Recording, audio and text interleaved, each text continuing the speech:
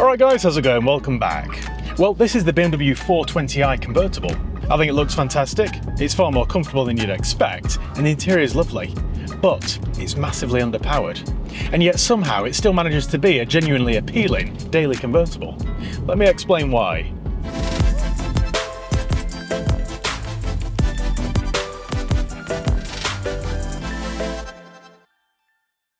So this is the 2020 BMW 4 Series convertible. This is the final year of the first generation 4 Series.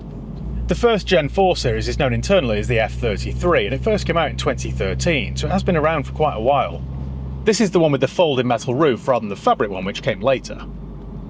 Under the bonnet you get a 2-litre turbocharged 4-cylinder engine with around 184 horsepower, and that drives the rear wheels through an 8-speed automatic gearbox. On paper that sounds decent, doesn't it? But in practice, well, we'll get onto that later. BMW launched this shape in late 2013 and produced it until 2020, and by the time you're getting one as new as this, you're getting the most refined version. Updated tech, improved efficiency, better cabin materials, and slightly more polished driving manners. It slots in as the smart, premium, usable, everyday convertible option. You know, a car for people who want style and comfort, not tyre smoke and drag racing. I think BMW absolutely nailed the styling on this generation. It has that long bonnet, short rear deck look that BMW does so well. This being the M Sport model, you get proper stance, and I think it looks great sitting on those 19-inch wheels. It has the deeper bumpers, bigger wheels, and a slightly more aggressive look without going over the top. I think to sum up, it's confident rather than shouty. If you're the sort of person that doesn't want a convertible that screams "look at me" every time you drive past a cafe, then I think this fits the bill. And compared to the new 4 Series, which divided opinion with that enormous grille, this looks more effortless, more timeless, more refined. The new 4 Series grille sort of reminds me of Bugs Bunny. It's only my opinion, of course, and as we all know, styling is subjective, but this is a far better looking car. I think with the roof down, this looks fantastic. Especially from the back, that rear 3/4 angle looks really good. With the roof up, you can definitely tell it's a folding metal roof, and they do always look a little bit awkward and ungainly. But with this one, BMW have done a pretty good job. I still think it looks quite elegant, even when the roof's up in place. And of course, the metal roof does provide you with a bit more security than a cloth one. It does take quite a bit of time to take the roof off this, 22 seconds to be exact.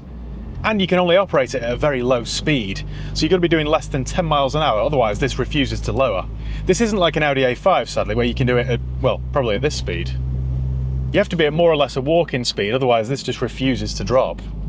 That means if it starts raining as you're driving home, you've got to pull over and put the roof up. You can't do it at speeds of 25 or 30 miles an hour like you can with a modern Porsche Boxster, TT, Audi A5. The list is endless. And that does make this car feel a little bit old-fashioned. That said, when the roof's up, it is very quiet. If you take this on the motorway, like I did this morning with the roof up, you can have a conversation without raising your voice. When the roof's up, it does feel properly premium. You know, people forget that this tech was expensive to engineer at the time. It feels solid and well made. I think inside though is where the 4 Series really shines. The cabin really feels high quality. You have nice, soft, expensive feeling materials, and there are no creaks or rattles or squeaks. It's all screwed together really well. It also feels like a proper BMW cockpit. Everything's tailored around the driver. It really feels like they designed this car around the driver's seat. They started with this single chair and then worked the rest of it around that. The visibility is very good, you can sit down nice and low, you get a chunky M Sport steering wheel. Everything feels just right.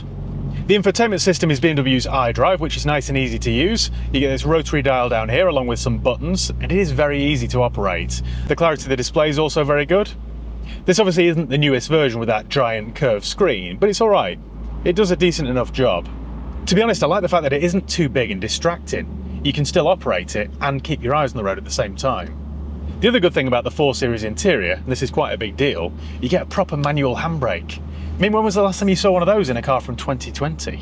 It seems that every single car I get into these days has got an electronic parking brake, but not this. You get a good old-fashioned manual. You know, in a world where everything's electric and digital, this is nice and refreshing. The interior space is very good. Even with the roof up, you get plenty of headroom, plenty of elbow room, plenty of leg room. It's all good, really. There's even room in the back. You get 2 proper rear seats with an acceptable amount of leg room. Also, let's be honest, you're not buying this as a 4-adult tourer, but having the option does make it a bit more usable than a 2-seat roadster. The big long doors also help with access. It is quite an easy car to get in and out of. If we go around to the back, the boot space is actually quite good. When the roof's up, you get 370 litres, which is actually very usable. And even when the roof's down, you get 220 litres. There's also a very clever touch. When the roof's down, you can simply press this button and it moves the folded roof out of your way so you can load things into the boot. How easy is that? You know, in typical Germanic fashion, it's well over-engineered. The Germans have really answered a question there that literally nobody was asking. It just makes you think that this car was properly engineered and properly thought about. The storage inside is also pretty good. You get 2 cup holders here, some storage here for your sunglasses or phone or wallet. You get some storage under here. You get decent sized door pockets and a decent sized glove compartment. It's everything you'd need, really. This really is a convertible you could use every single day and not find yourself resenting it.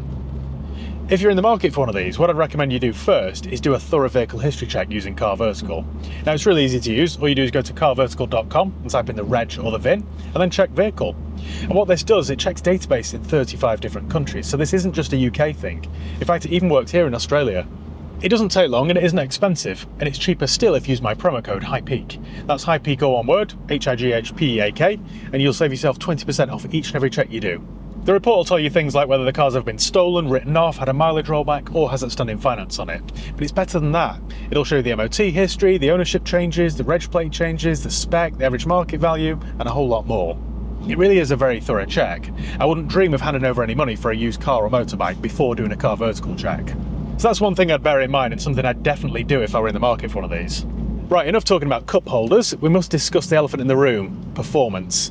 And this is where this car gets a little bit disappointing. This 420i makes 184 brake horsepower, which in a little hatchback, fine. In a lightweight coupe, fine. But in a heavy 4-seat convertible with a folded metal roof, not fine. It really surprised me, this, because it genuinely struggles. It feels slow. Don't get me wrong, it's smooth, it's quiet, it's well mannered, but when you ask for some performance, it checks its diary first. It sounds good, but nothing really happens. It's quick enough that it isn't dangerous, but it's never thrilling.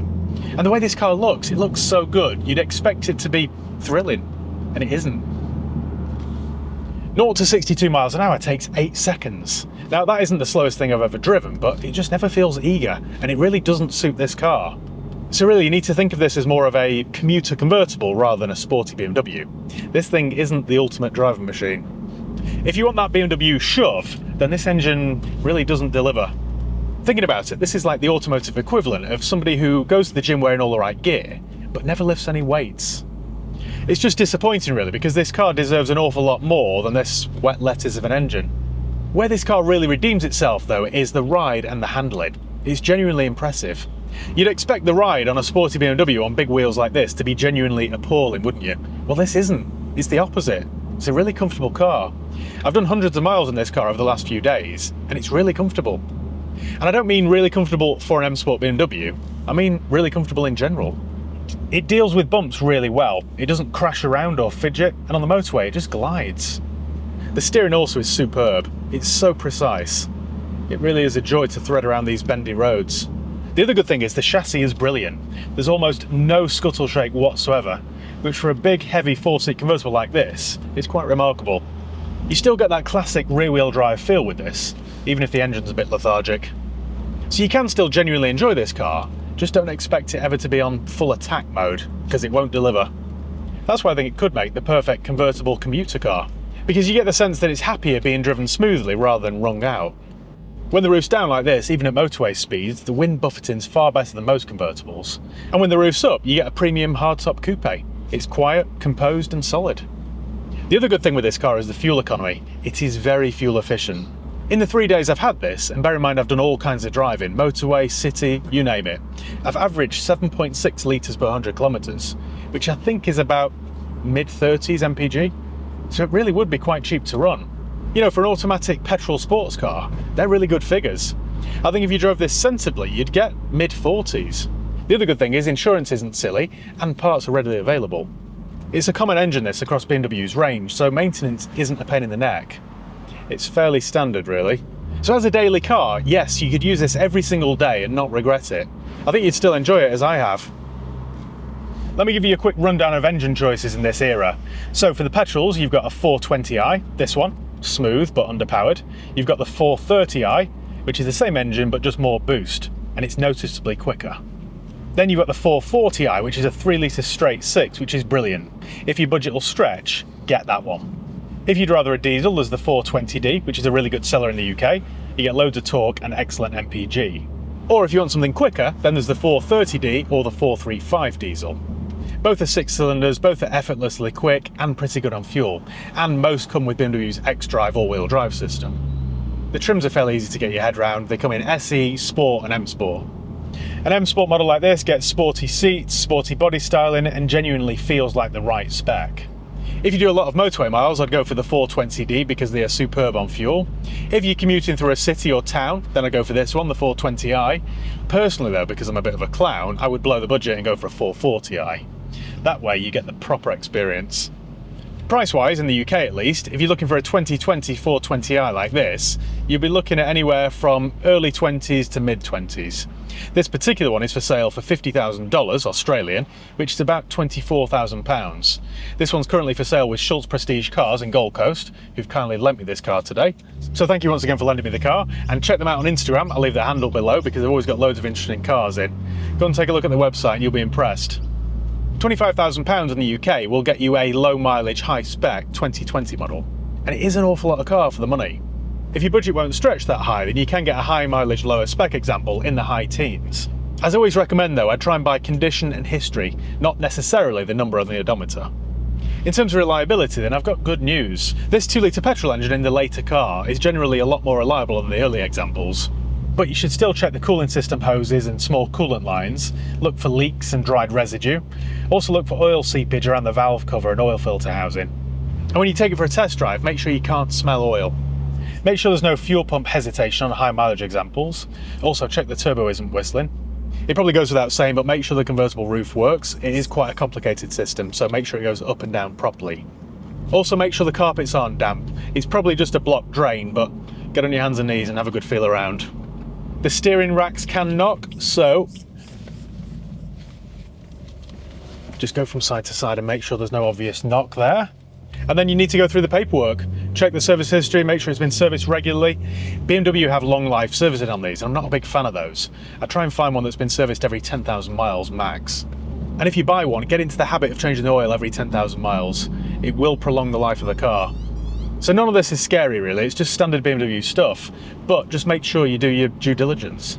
So I think there we have the 420i convertible.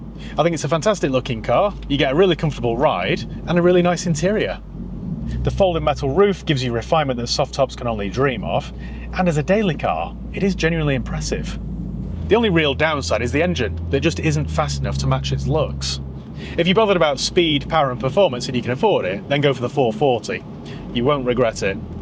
But if you're not bothered and you just want a nice pretty car to drive to work in, then you won't be disappointed with the 420. It does still make sense this, just don't expect a lot from it. Ultimately, I think you just got to take it for what it is. It's a feel-good car. Drop the roof, put some music on, and just enjoy the ride. You know, thinking about it, sometimes that's enough. A lot of people who buy convertibles don't buy them for outright power or performance. If that's what they wanted, then they'd probably buy a coupe instead. So I think that's about it. So thank you once again for watching. Make sure you give the video a thumbs up if you enjoyed it. Make sure you subscribe if you haven't done already. You can follow me on Facebook, Instagram, Twitter, TikTok. Leave the links below. And yeah, I'll see you next time. Cheers, guys.